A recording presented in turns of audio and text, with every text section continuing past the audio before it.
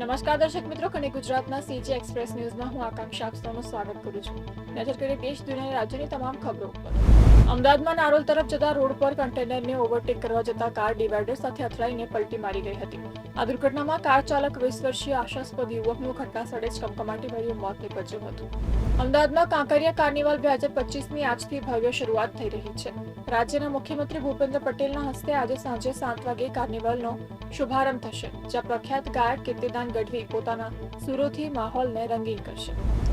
રાજ્યમાં મિશ્ર વાતાવરણનો અનુભવ થઈ રહ્યો છે, ત્યારે છેલ્લા 24 કલાકમાં રાજ્યમાં સૌથી વધુ ઠંડી નલિયામાં નોંધાઈ હતી. નલિયામાં 10.3 ડિગ્રી સેલ્સિયસ લઘુત્તમ તાપમાન નોંધાયું હતું.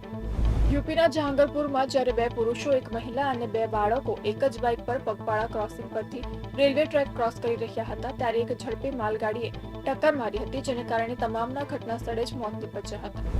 ઉત્તર પ્રદેશની અલીગઢ મુસ્લિમ યુનિવર્સિટી કેમ્પસની અંદર ઘૂસીને બાઇક સવાર 2 અજાણ્યા શખ્સોએ એબીકે બોયઝ હાઈસ્કૂલના કોમ્પ્યુટર શિક્ષકની ગોળી મારીને હત્યા કરી દીધી હતી.